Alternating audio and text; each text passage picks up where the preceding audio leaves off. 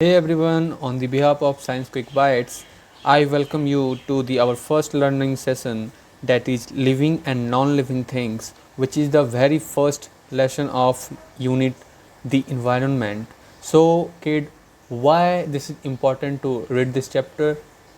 सो बच्चों, आप अपने लाइफ में अपने एवरीडे लाइफ में आप ये सुनते रहते होगे, बहुत सारे स्लोगन्स देखते रहते होगे कि सेव इन्वायरमेंट, है ना। हमें क्या करना है, वाइल्ड एनिमल्स को बचाना है, हमें वाटर को प्योर रखना है, हमारा वाटर पॉल्यूट हो रहा है, हमारा एयर पॉल्यूट हो रहा है, सॉइल पॉल्यूट हो रहे हैं। तो एयर पोल्यूशन, वाटर पोल्यूशन, आप सॉइल पोल्यूशन पढ़ते हो। इसके साथ साथ आप पढ़ते हो कि हमें हमारे जो वाइल्ड एनिमल्स हैं वो लुप्त हो रहे हैं, विलुप्त हो रहे हैं, एक्सटिंक्ट हो रहे हैं, तो उनको बचाने की ज़रूरत है। तो ऐसा क्यों है कि इंसान खुद क्यों नहीं अकेला रहता, उससे वाइल्ड एनिमल्स को बचाने की ज़रूरत क्यों है? हम शेर को या बाघ को क्यों बचाना चाहते हैं, जबकि वो हमारे लिए हानिकारक ही है, वो तो हमें खा ही जाता है। हमें एयर से क्या लेना देना, हमें वाटर से क्या लेना देना, है ना। इंसान तो अकेला रहेगा, अपना जिएगा। तो इस चैप्टर में हम यही समझने वाले हैं कि कैसे एक इंसान इकलौता इस धरती पर नहीं रह सकता, या कोई भी लिविंग ऑर्गेनिजम्स या कोई भी एनिमल्स अकेला इंडिविजुअल अपने लाइफ को सस्टेन नहीं कर सकता। बच्चों, आप अपने आसपास जब भी नज़र घुमाओगे, आपको बहुत सारी ऐसी चीज़ें दिखती हैं ना, और उस चीज़ों को अगर मैं कहूँ लिविंग थिंग्स और नॉन लिविंग थिंग्स में बांटो तो आप इजीली कैटेगराइज कर दोगे। आप में से बहुत से बच्चों को living things and non living things का मतलब पता होगा, है ना। क्या होते हैं? सबसे पहले हम समझते हैं कि लिविंग थिंग्स और नॉन लिविंग थिंग्स क्या होते हैं। बच्चों, लिविंग थिंग्स वैसे ऑर्गेनिजम्स को या वैसे सब्सटेंस को कहा जाता है, वैसे थिंग्स को कहा जाता है जो क्या कर सकते हैं, उनके प्रॉपर क्या होते हैं, कैरेक्टर्स होते हैं, ठीक है, जो क्या होते हैं, जीवित होते हैं। इनको हम क्या कहते हैं, लिविंग ऑर्गेनिजम्स को हम क्या कहते हैं, या लिविंग थिंग्स को क्या कहते हैं, सजीव प्राणी। और नॉन लिविंग थिंग्स को क्या कहते हैं, निर्जीव वस्तु, है ना। सजीव वस्तु और निर्जीव वस्तु। तो लिविंग ऑर्गेनिजम्स वैसे ऑर्गेनिजम्स होंगे जो क्या कर सकते हैं, कैन ग्रो, जो क्या करते हैं, उनमें ग्रोथ होती है। आप किसी भी एनिमल्स को देख लो, या आप इंसान को देख लो, या किसी प्लांट्स को देख लो, वो सबसे पहले बीज से छोटा सा पौधा बनता है, पौधे से फिर वो धीरे धीरे धीरे धीरे बड़ा होते होते वो पेड़ बनता है। उसी तरह हमारे में क्या होता है कि हमारे छोटे से बच्चे होते हैं, फिर हम थोड़ा सा बड़े होते हैं, फिर हम एडल्ट होते हैं, फिर हमारी शादी होती है, फिर हमारे बच्चे होते हैं, तो हम ऐसे धीरे धीरे लास्ट में बूढ़े हो जाते हैं, है ना। उसी तरह आप जानवर को देखो, जानवर के बछड़े होते हैं, फिर वो धीरे धीरे बड़े होते हैं। तो कहने का मतलब क्या है कि लिविंग ऑर्गेनिज्म जितने भी होंगे वो क्या करेंगे, can grow. Non living things क्या होते हैं, नॉन लिविंग थिंग्स जो होते हैं जितने भी, वो या तो ग्रो नहीं करते या ग्रो नहीं कर सकते, कैन नॉट ग्रो, ठीक है। जितने भी लिविंग थिंग्स होंगे वो क्या दिखाएंगे, मूवमेंट दिखाते हैं। वो क्या कर सकते हैं, एक जगह से दूसरी जगह तक जा सकते हैं, ठीक है बच्चों। अब यहाँ पे एक समझने वाली चीज़ ये है कि हमारा जो प्लांट है वो तो मूवमेंट नहीं दिखाता, वो एक जगह से उठकर दूसरी जगह नहीं जाता।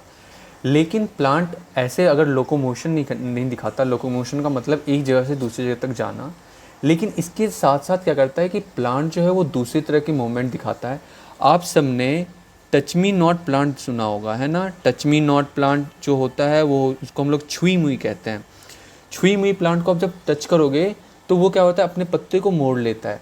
तो ये जो उन पत्तों को मोड़ना हुआ वो क्या होता है, उस प्लांट का मूवमेंट है। इसीलिए हम प्लांट को क्या करते हैं, लिविंग ऑर्गेनिजम्स में रखते हैं या लिविंग थिंग्स में रखते हैं। अगर कोई आपसे पूछे कि प्लांट तो मूवमेंट नहीं करते, लेकिन आपको तो सर ने पढ़ाया कि living things shows movement, living things show movement, ये कैसे हो गया? तो प्लांट, आपको क्या बताना है कि प्लांट जो है मूवमेंट कैसे दिखाता है, अपने पत्ते को फोल्ड करके। जैसे सनफ्लावर के जो फूल होते हैं वो सूर्य की तरफ ही मुड़ते हैं। तो ये सारे आप एग्जाम्पल्स जानते हो, ये एग्जाम्पल्स आप दे सकते हो। तो कोई आपको बोले कि प्लांट मूवमेंट नहीं करता, तो आप बता सकते हो कि हाँ प्लांट मूवमेंट करता है, उनके पत्ते मुड़ जाते हैं टच मी नॉट प्लांट के जब आप छूते हैं।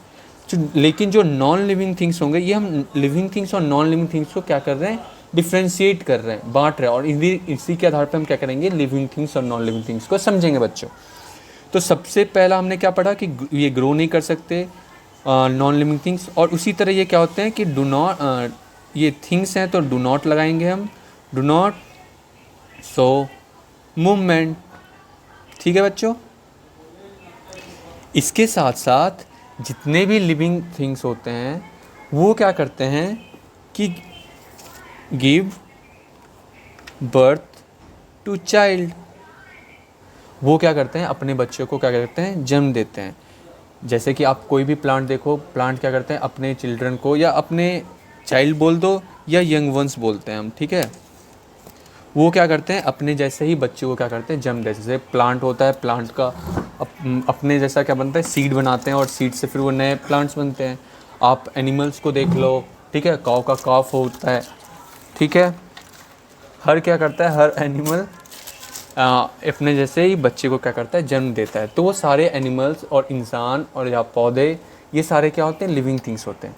नॉन लिविंग थिंग्स क्या होते हैं कि कैन नॉट गिव बर्थ, वो किसी बच्चे को क्या कर सकते हैं जन्म नहीं दे सकते। तो ऐसे ही कुछ कुछ एग्जाम्पल होते हैं। ऐसे एग्जाम्पल अगर आप हम पढ़ें तो एग्जाम्पल में हम क्या क्या पढ़ सकते हैं बच्चों। अगर कोई पूछे लिविंग थिंग्स का एग्जाम्पल दो तो आप क्या लिख सकते हो, ह्यूमन हो गया आपका, काव हो गया, गोट लिख दो, प्लांट लिख दो, जो भी लिखना आप एग्जाम्पल्स आप दे सकते हो। और कोई आपसे नॉन लिविंग थिंग्स के एग्जाम्पल पूछे तो आप क्या लिख सकते हो, एयर नॉन लिविंग थिंग्स है, वाटर नॉन लिविंग थिंग्स है, आपका सॉयल या लैंड नॉन लिविंग थिंग्स है, माउंटेन नॉन लिविंग थिंग्स हैं। तो ये सारी चीज़ें क्या होती हैं लिविंग थिंग्स और नॉन लिविंग थिंग्स में बढ़ जाती हैं। ठीक है, यहाँ तक समझ गए। आप इसको नोट डाउन कर लेना अगर आपको नोट डाउन करना हो तो, ठीक है, बाकी जिनको पता है तो बहुत बढ़िया। ठीक है, अगर हमारा chapter he living things and non living things है तो हमें सबसे पहले इनको जानना होगा, और मुझे लगता है अब हम समझ गए। अब हम आगे बढ़ते हैं। ठीक है, हमारा जो यूनिट है वो है हमारा इन्वायरमेंट। तो सबसे पहले हमें समझना होगा व्हाट इज इन्वायरमेंट। ठीक है बच्चों, तो देखो यहाँ पे क्या लिखा हुआ है कि the land, water and air in which living things live is called the environment. मतलब कहने का क्या हुआ कि लैंड आपका ज़मीन, लैंड मीन्स भूमि या स्थल जो भी कहते हो आप, पानी और हवा, ठीक है, जल वायु और भूमि, ऐसी जगह पे जहाँ पे आपके लिविंग थिंग्स रहते हैं। हमने लिविंग थिंग्स पढ़ लिया, लैंड वाटर और एयर क्या है आपके नॉन लिविंग थिंग्स हैं। तो नॉन लिविंग थिंग्स में लैंड वाटर और एयर में जहाँ पे आपके लिविंग थिंग्स रहते हैं उनको हम क्या कहते हैं इन्वायरमेंट कहते हैं। ठीक है बच्चों, तो अगर आप ध्यान से समझो तो लिविंग थिंग्स जो है वो कहाँ रह रहा है, वो नॉन लिविंग थिंग्स वाले एरिया में रह रहा है। जो नॉन लिविंग थिंग्स है, लैंड है, एयर और वाटर, ये क्या आपके नॉन लिविंग थिंग्स है। तो कहीं ना कहीं आपके लिविंग थिंग्स और नॉन लिविंग थिंग्स के बीच में क्या है कनेक्शन है।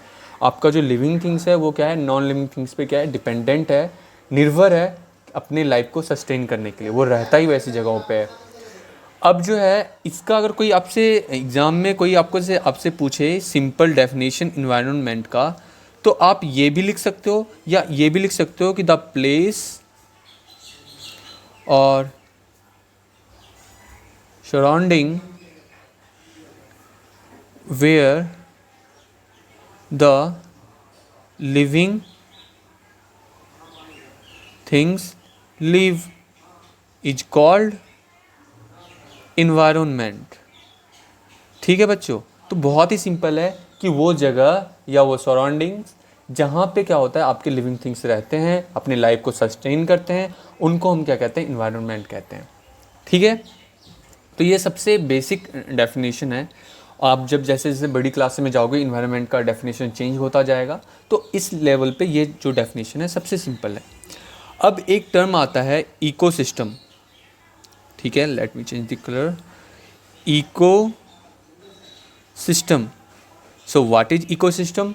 तो इकोसिस्टम क्या बताया, the ecosystem of a place is all the animals and plants of the particular area and the way in which they are related to each other and to their environment. कहने का मतलब क्या है, किसी भी place का, किसी भी जगह का इकोसिस्टम किसको कहते हैं, इकोसिस्टम वहाँ के सारे एनिमल्स और प्लांट्स मिलकर बनाते हैं। किसी भी एक पर्टिकुलर एरिया का, किसी भी स्पेसिफिक एरिया का जितने प्लांट्स और एनिमल्स को हम क्या कहते हैं, वो सारे जो इकोसिस्टम बनाते हैं आपके, और वो आपस में किस तरीके से एक दूसरे से रिलेटेड हैं और अपने इन्वायरमेंट से रिलेटेड हैं, वो सब क्या मिल के बनाते हैं, इकोसिस्टम बनाते हैं। बहुत लंबा हो गया है ना, इसको बहुत ही सिंपल बनाते हैं। इसका सिंपल डेफिनेशन होगा, the system formed by living things and non-living things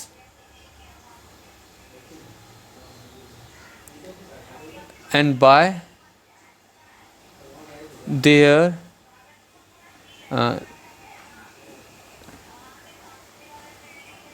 where they can interact with each other।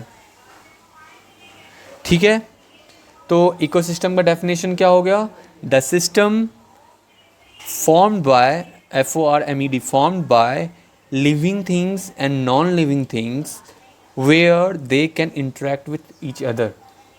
तो इकोसिस्टम का मतलब क्या होता है, एक ऐसा सिस्टम, एक ऐसा प्लेस जहाँ पर आपके लिविंग थिंग्स में क्या आ गया, आपके एनिमल्स आ गए, प्लांट्स आ गए, तो वो ये दोनों जो है आपका लिविंग थिंग्स में आ गया। क्या करते हैं, लिविंग थिंग्स और नॉन लिविंग थिंग्स मिलकर कोई एक सिस्टम बनाते हैं, और जहाँ पे क्या होते हैं कि वो एक दूसरे के साथ इंटरैक्ट करते हैं। इंटरैक्ट करने का मतलब क्या करते हैं, एक दूसरे के ऊपर इंटरडिपेंडेंट रहते हैं, आत्मनिर्भर रहते हैं। अब जैसे कि इसमें आत्मनिर्भरता जो है वो लिविंग थिंग्स से लिविंग थिंग्स भी हो सकता है और लिविंग थिंग्स से नॉन लिविंग थिंग्स भी हो सकता है। अगर इस चीज़ को आप ध्यान से समझो तो जो मैं कह रहा हूँ इंटरेक्शन जो है इनका, ये इंटरेक्शन जो है वो लिविंग थिंग से लिविंग थिंग के बीच भी हो सकता है, या नॉन लिविंग थिंग से लिविंग के भी बीच में हो सकता है। इसके मैं आपको समझाता हूँ कैसे। देखो, आप जो है अपने फूड के लिए किस पे डिपेंडेंट हो, प्लांट्स पे, ऑब्वियसली प्लांट्स पे डिपेंडेंट हो, आप प्लांट्स से फूड लेते हो, या किसी दूसरे एनिमल्स पे डिपेंडेंट होते हो, है ना। तो कहीं ना कहीं आपका क्या है, इंटरडिपेंडेंस जो है वो आपके एनिमल्स के साथ है। लेकिन क्या इसके साथ साथ आप लैंड पे डिपेंडेंट नहीं हो। आप जो फसल लगाते हो, अपने फसलें लगाते हो, कहाँ लगाते हो, लैंड पे लगाते हो। आप जो पानी पीते हो कहाँ से लेते हो, ऑब्वियसली ग्राउंड वाटर से लेते हो। आप क्या वर्षा पे डिपेंडेंट नहीं हो, वर्षा जो होती है आप वर्षा पे डिपेंडेंट नहीं हो। आप क्या जो हवाएं चलती है उन पे डिपेंडेंट नहीं हो। इसके साथ साथ नॉन लिविंग थिंग्स भी जो होते हैं वो हम पे डिपेंडेंट होते हैं। कैसे, आप सबको पता है कि हम जब सॉइल में फर्टिलाइजर या खाद मिलाते हैं तो सॉइल का जो है न्यूट्रिशन जो वैल्यू है वो बढ़ता है। ठीक है, इसके साथ साथ आपने सुना होगा कि जो अर्थवॉर्म वगैरह होते हैं वो क्या करते हैं, सॉइल को उपजाऊ बनाते हैं। ठीक है, आप क्या करते हो, जो भी आप अपने सब्सटेंस वगैरह बायोडिग्रेडेबल सब्सटेंसेस फेंकते हो उससे सॉइल का न्यूट्रिशन बढ़ता है। आप जो सब्जी वगैरह फेंकते हो ये सब, ठीक है। तो कहीं ना कहीं आपके नॉन लिविंग थिंग्स और लिविंग थिंग्स आपस में क्या है, डिपेंडेंट होते हैं। और ऐसे ही डिपेंडेंस की वजह से जो सिस्टम बनता है उनको हम लोग क्या कहते हैं, इकोसिस्टम कहते हैं। तो कभी भी कोई आपसे एग्जाम में डेफिनेशन पूछे ना इकोसिस्टम का, तो आप सिंपल सा लिख सकते हो, the system formed by living things and non-living things where they can interact with each other। बहुत ही सिंपल डेफिनेशन है, इतना लंबा याद करने की जरूरत नहीं है आपको। तो ये आप लिख सकते हो कि the system formed by living things and non living things, simple है, where they can interact with each other, simple. तो अब वही चीज़ यहाँ पे लिखा हुआ है कि जो जितने भी लिविंग थिंग्स होते हैं वो आपस में एक दूसरे पे डिपेंडेंट होते हैं, और इसके साथ साथ अपने इन्वायरमेंट पे भी क्या होता है, डिपेंडेंट होते हैं। तो इन्वायरमेंट में आपका क्या हो गया, लैंड, एयर और वाटर आ गया। ठीक है, और हर किसी का क्या होता है, अपना अपना कुछ ना कुछ कंडीशंस होता है। ठीक है, आपका लिविंग थिंग जो है, कोई भी ऐसा लिविंग थिंग नहीं है जो आपका क्या हो कि आइसोलेशन, अकेले क्या हो सकता है, सर्वाइव कर सकता है, जिंदा रह सकता है। उनको या तो डायरेक्टली या इनडायरेक्टली क्या होना होगा, एक दूसरे पे डिपेंडेंट होना होगा। ठीक है, डायरेक्टली और इनडायरेक्टली डिपेंडेंट होने का मतलब क्या है कि जैसे कि आप डायरेक्ट किसी क्रॉप से प्लांट लेते हो, जैसे कि आप मान लो कि एक ग्रास है, ग्रास को डियर ने खाया, डियर को लायन ने खाया। अब लायन जो है वो इस डियर पे डायरेक्टली डिपेंडेंट है, ठीक है, और लायन जो है इस ग्रास पे इनडायरेक्टली डिपेंडेंट है, वो इसको डायरेक्ट नहीं खा रहा, लेकिन कहीं ना कहीं जो इसको वो खा रहा है उसको वो किसको खा रहा है, ग्रास को खा रहा है। तो अगर मान लो कि डियर अगर ग्रास ना खाए, डियर डियर अगर ग्रास ना खाए तो क्या डियर जिंदा रह पाएगा?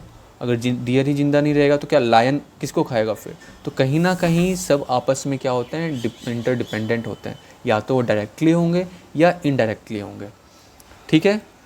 तो दिस इज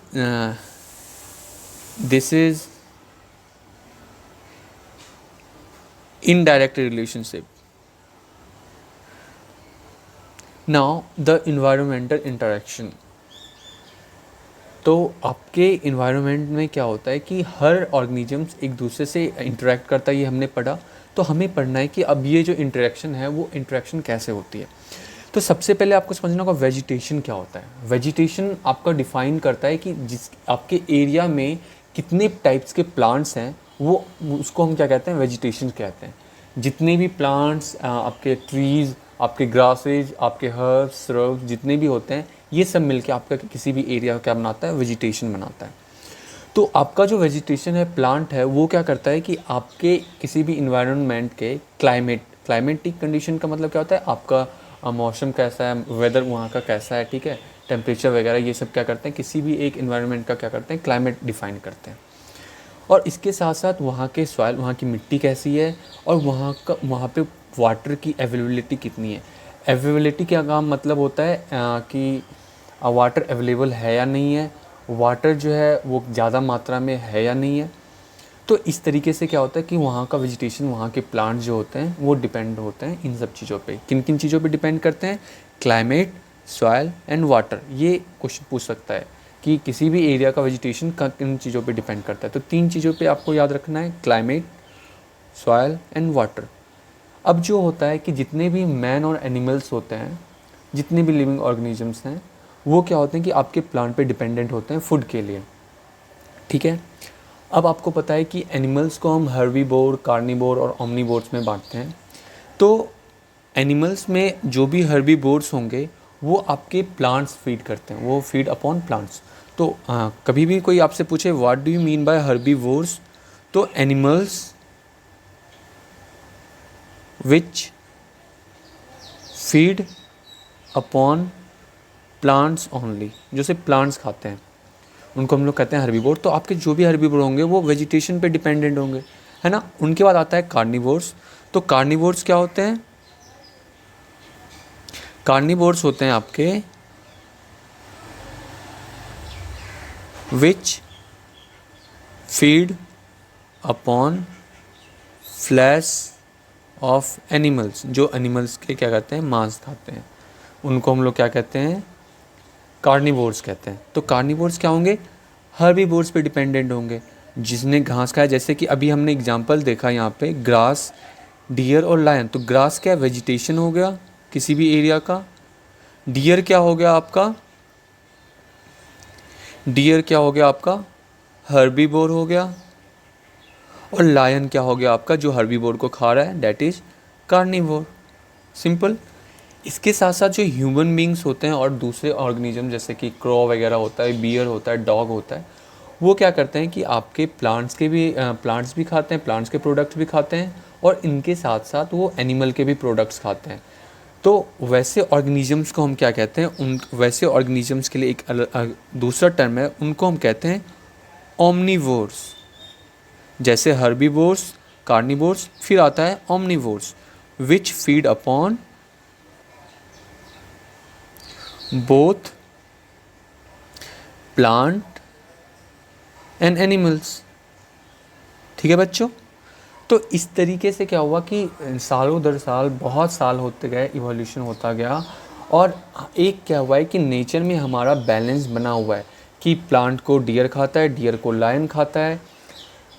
तो इस तरीके से हमारा जो हर्बीवोर, कार्निवोर, जो प्लांट्स और एनिमल्स का ये बैलेंस बना हुआ है। तो इसीलिए कहते हैं कि लायंस को बचाना चाहिए, क्योंकि अगर मान लो कि अगर सारे लायन ख़त्म हो गए, चलो अगर मान लो कि इनसे प्रॉब्लम क्या है। अगर मान लो कि सारे लायंस ख़त्म हो गए तो क्या होगा, डियर की संख्या बढ़ती चली जाएंगी, और अगर डियर की संख्या बहुत ज़्यादा हो जाए तो वो क्या करेगा कि किसी भी एरिया के सारी घासें खा जाएंगे वो।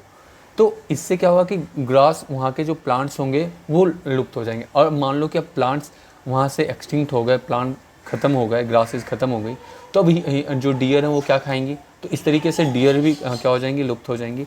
तो एक लायन के चले जाने से आपका डियर और ग्रास भी क्या हुआ, ख़त्म हो गया। तो इसीलिए हमें क्या करना है कि हर ऑर्गेनिजम्स को हमें क्या होना चाहिए, बचाना चाहिए। इसके बाद जो हमें लिविंग थिंग्स जो होते हैं वो आपके जो फूड ऑब्टेन करते हैं वो दो सोर्सेज होते हैं फूड के, प्लांट्स एंड एनिमल्स। ठीक है। अब जो ग्रीन प्लांट्स होते हैं, जितने भी आप जानते हो ग्रीन प्लांट्स होते हैं, उनको हम लोग क्या कहते हैं, प्रोड्यूसर कहते हैं। Why they are producer, producer का मतलब क्या होता है, उत्पादक। तो प्रोड्यूसर इनको इसलिए कहा जाता है because they can synthesize their own food. Plant, green plant can make their own food, so that's why they are called producer. अब आप कहोगे कि हमारी मम्मी भी तो खाना बनाती हैं घर में, तो वो खाने को कुक करती हैं। कुक करने में और बनाने में डिफरेंस होता है बच्चों। हम जो नॉर्मल टर्म बोलते हैं, हम बोलते हैं खाने को पकाना। एक्चुअल में जो खाना बनाते हैं वो प्लांट्स बनाते हैं। तो प्लांट्स जो है खाना कैसे बनाते हैं, प्लांट्स में ऐसा क्या होता है जो खाना बनाते हैं। तो प्लांट में क्या होता है कि एक ग्रीन पिगमेंट होता है जिनको हम लोग कहते हैं क्लोरोफिल। ठीक है। प्लांट्स में क्या होता है, एक ग्रीन कलर का पिगमेंट होता है उनके पत्तों में, जिनको हम लोग कहते हैं क्लोरोफिल। ये चीज़ें आप 7th क्लास में जाओगे तो और भी अच्छी तरीके से सीखोगे। बस आपको इतना याद रखना है कि प्लांट्स में क्या होता है, क्लोरोफिल होता है, ग्रीन पिगमेंट, जिसकी वजह से वो हरा दिखता है। कोई भी प्लांट के पत्ते हरे दिखते हैं। इस क्लोरोफिल का यूज करके वो सनलाइट, कार्बन डाइऑक्साइड और वाटर का यूज करके वो क्या करता है, फूड बनाता है। इसके साथ साथ वो क्या करता है, ऑक्सीजन भी रिलीज करता है। आपको पता है कि जो प्लांट होते हैं वो क्लोरोफिल की मदद से सनलाइट, कार्बन डाइऑक्साइड और वाटर का यूज करके वो फूड बनाते हैं हमारे लिए, और इनके साथ साथ ऑक्सीजन रिलीज करते हैं। आपको पता है कि हमारा जो प्लांट है वो ऑक्सीजन छोड़ता है और कार्बन डाइऑक्साइड लेता है, ये आप सबने सुना होगा। तो इसी प्रोसेस को हम क्या कहते हैं, फोटोसिंथेसिस कहते हैं। क्या कहते हैं हम, फोटोसिंथेसिस। फोटोसिंथेसिस का क्या मतलब क्या होता है, फोटो मीन्स होता है बच्चों लाइट, फोटो मीन्स होता है लाइट। तो the process of making food in the presence of sunlight with the help of chlorophyll हो गया। इसी प्रोसेस को हम क्या कहते हैं, फोटोसिंथेसिस कहते हैं। The process of making food in the presence of sunlight. अगर आप इतना भी लिख दोगे तो आपका डेफिनेशन सही है। तो process of making food by the plant is called photosynthesis which means building up from light. तो सिंपल है। तो कोई भी आपसे पूछे फोटोसिंथेसिस क्या होता है, the process of synthesising food या process of making food by plant using sunlight is called photosynthesis. इसके बाद ह्यूमन को हम उनके हीटिंग हैबिट के आधार पर वेजिटेरियंस और नॉन वेजिटेरियंस में बांटते हैं। तो वेजिटेरियन का क्या होते हैं बच्चों, वैसे ऑर्गेनिजम्स जो प्लांट प्रोडक्ट खाते हैं, सिर्फ फ्रूट या वेजिटेबल्स खाते हैं या कोई भी ऐसा जो आपके प्लांट से डायरेक्टली आता है। नॉन वेजिटेरियन वैसे होते हैं जो क्या करते हैं, आपके वेजिटेरियन फूड तो खाते ही खाते हैं, उनके साथ साथ वो क्या खाते हैं, मीट वगैरह, फ्लैश वगैरह, वो क्या करते हैं कि अंडे वगैरह ये सारी चीज़ें खाते हैं। ठीक है। अब जो बहुत ही इंटरेस्टिंग चीज़ हम सीखने वाले हैं, हम क्या करेंगे, सिमिलैरिटीज़ और डिफरेंसेस सीखेंगे प्लांट्स और एनिमल्स के बीच में। तो प्लांट्स और एनिमल्स दोनों क्या हैं, लिविंग थिंग्स हैं। दैट्स वाई वो क्या होते हैं, बॉर्न होते हैं, जन्म लेते हैं, ग्रो करते हैं और मर जाते हैं। मैंने आपको बताया लिविंग थिंग्स से कैरेक्टर्स बताया ना मैंने, कि वो ग्रो करते हैं, मूवमेंट करते हैं और आपके क्या करते हैं, जन्म लेते हैं, एक जैसे बच्चे को वो जन्म देते हैं और फिर लास्ट में मर जाते हैं। दूसरा, प्लांट्स और एनिमल्स को क्या चाहिए, अपना लाइफ सस्टेन करने के लिए, जीवित रहने के लिए उनको फूड और वाटर चाहिए। ठीक है बच्चों, प्लांट, आपको पता है प्लांट को भी क्या चाहिए, अब फूड चाहिए जो अपना वो फूड खुद से बना लेता है, और वाटर वो क्या करता है, रूट की मदद से वो सॉइल से क्या करता है, एब्जॉर्ब करता है। तो वो वाटर कहाँ से लेता है, सॉइल से लेता है। प्लांट और एनिमल दोनों ब्रीथ करता है, ये आपको पता होना चाहिए। प्लांट भी जो है सांस लेते हैं, दोनों ही क्या होते हैं, सेंसिटिव टू स्टिमुलाई होते हैं। ये सब जो हम प्रॉपर्टीज़ पढ़ रहे हैं, ब्रोन, ग्रो, डाई, फूड और वाटर चाहिए, वो ब्रीद करते हैं, ये सारे लिविंग थिंग्स के भी कैरेक्टर हो सकते हैं कि जितने भी लिविंग थिंग्स होंगे वो सांस लेंगे, और जितने भी लिविंग थिंग्स होंगे वो स्टिमुलाई के सेंसिटिव होंगे। अब स्टिमुलाई क्या होता है, स्टिमुलाई का मतलब होता है आपके नेचर में कोई भी चेंजेस, जैसे कि आप गर्म चीज़ छू लेते हो तो उसके अकॉर्डिंग क्या करते हो, आप रिस्पॉन्स करते हो। आप ठंडी चीज़ों में आप क्या करते हो, जैसे कि मौसम ठंडा होता है आप क्या करते हो, गर्म कपड़े पहन लेते हो, जैसे मौसम गर्म हुआ आप हल्के कपड़े पहन लेते हो। तो ये चेंजेस आपको कैसे पता चलता है, तो वो आपको क्या पता चलता है, सेंसिटिवनेस की वजह से। आपको आप क्या करते हैं, आपकी बॉडी ऐसे चेंजेस के लिए क्या है, सेंसिटिव है। तो प्लांट्स और एनिमल्स दोनों ही क्या होते हैं, हीट और लाइट के लिए के स्टिमुलाई के जैसे वो क्या करते हैं, रिस्पॉन्ड करते हैं। इसके साथ साथ प्लांट और एनिमल जो हैं वो रिप्रोड्यूस करते हैं। रिप्रोड्यूस करने का मतलब क्या है, अपने जैसे बच्चे को जन्म देना, और अपने नंबर्स को क्या करते हैं, बढ़ाते हैं। ठीक है, रिप्रोडक्शन करके अपने नंबर को बढ़ाते हैं। इसके बाद प्लांट जो है अपना फूड बना सकता है, लेकिन एनिमल अपना फूड नहीं बना सकता। तो यहाँ से यहाँ तक ये क्या था, आपका सिमिलैरिटीज़ था। ठीक है, ये सारी आपकी सिमिलैरिटीज़ हैं। अब जो है हम यहाँ से जो पढ़ेंगे, इसके बाद से यहाँ तक ये सारे आपके क्या हैं, डिफरेंसेस हैं। जो प्लांट होते हैं अपना फूड बनाते हैं फोटोसिंथेसिस से, और एनिमल जो हैं प्लांट पे डिपेंडेंट होते हैं, वो अपना खाना नहीं बना पाते। प्लांट जो है वो जो सांस जो लेता है, मैंने कहा कि आप जो प्लांट सांस लेते हैं वो क्या होता है कि उनके लीव्स में छोटे छोटे पोर्स होते हैं, छिद्र होते हैं, छेद से होते हैं, जिनकी वजह से वो क्या करते हैं कि आप सांस लेते हैं। और इसके साथ साथ जो उन्होंने सॉइल से वाटर लिया है, तो जो एक्सेस वाटर अगर आ जाता है तो वो उसी पोर से क्या करते हैं, इवापोरेट करते हैं, बाहर निकाल देते हैं। ठीक है, और ऐसे पोर्स को हम आगे चल के आप पढ़ोगे बच्चे, उनको हम कहते हैं स्टोमेटा कहते हैं। ठीक है, आपको याद रखना है तो रख लो, ऐसे कोई ज़रूरी नहीं है। वैसे पोर को हम क्या कहते हैं, स्टोमेटा कहते हैं। एनिमल्स जो है उनका क्या होता है, डिफरेंट वे ऑफ ब्रीदिंग होता है। जैसे कि मछलियाँ आपकी गिल्स से सांस लेते हैं। नॉर्मल जो ह्यूमन होता है वो क्या करता है, आपके लंग्स से सांस लेता है। अर्थवॉर्म जो है वो आपके स्किन से सांस लेता है। तो ये अलग अलग मेथड्स होते हैं सांस लेने के। इसके बाद जो है आपका जो प्लांट है वो क्या करता है कि ग्रो करता है, बट वो मूव नहीं कर सकता जैसे एनिमल करता है। देखो मैंने आपको क्या बताया कि जो मूवमेंट वो प्लांट में डिफरेंट होता है, वो पत्ते मूव करते हैं, लेकिन वो एनिमल के जैसे मूवमेंट नहीं कर सकते। जैसे एनिमल्स क्या करते हैं, एक जगह से दूसरी जगह जा सकते हैं, लेकिन प्लांट आपका एक जगह से दूसरी जगह नहीं जा सकता। उनमें लोकोमोशन नहीं हो सकता। ठीक है, इसके बाद प्लांट जो है आपके सीड्स से ग्रो होते हैं, लेकिन एनिमल क्या करते हैं, या तो अंडे देते हैं या अपने जैसे बच्चे को जन्म देते हैं। ठीक है, या तो वो बच्चे को जन्म देते हैं डायरेक्ट, या क्या करते हैं वो अंडे देते हैं। तो ये सारे क्या हैं, कुछ डिफरेंसेज हैं और ऊपर कुछ क्या है, सिमिलैरिटीज़ है। तो इस तरीके से बच्चों हमने क्या सीखा इस चैप्टर में। हम लास्ट में क्या सीखते हैं कि हमने सबसे पहले सीखा कि जो इन्वायरमेंट, लिविंग थिंग्स और नॉन लिविंग थिंग्स क्या होते हैं, वो इन्वायरमेंट में एक दूसरे पे कैसे एक दूसरे से डिपेंडेंट होते हैं, और ये इंटरडिपेंडेंस होकर जो एक सिस्टम बनाते हैं उनको हम क्या कहते हैं, इकोसिस्टम कहते हैं। ठीक है, और हमने देखा कि कैसे जो वेजिटेशन है या कोई प्लांट है वो क्या होता है, किसी के क्लाइमेट, एयर और वाटर पे डिपेंडेंट है, और जो हमारे एनिमल्स वगैरह हैं वो क्या हैं, आपके प्लांट पे डिपेंडेंट है।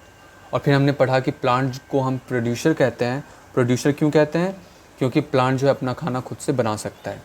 ठीक है, इसके बाद हमने प्लांट और कैसे बनाता है, फोटोसिंथेसिस की मदद से बनाता है। इसके बाद हमने पढ़ा फोटोसिंथेसिस क्या होता है, the process of making food using sunlight, that's it, आपको इतना याद रखना है। इसके बाद हमने पढ़ा प्लांट और एनिमल्स में डिफरेंसेस। तो हमने डिफरेंसेस के साथ साथ हमने सिमिलैरिटीज़ भी पढ़ी कि वो एक जैसे ही सांस लेते हैं, वो सांस भी लेते हैं, ग्रो भी करते हैं, मर जाते हैं, आपके वो रिप्रोडक्शन करते हैं लाइट और हीट में स्टिमुलाई के जैसे। वो क्या करते हैं, वो सेंसिटिव होते हैं, वो रिस्पॉन्ड करते हैं। और इसके साथ हमने डिफरेंसेस पढ़ी। तो इस तरीके से हमारा चैप्टर ख़त्म होता है। अगर आपको वीडियो पसंद आई हो तो लाइक और सब्सक्राइब करें। Thank you.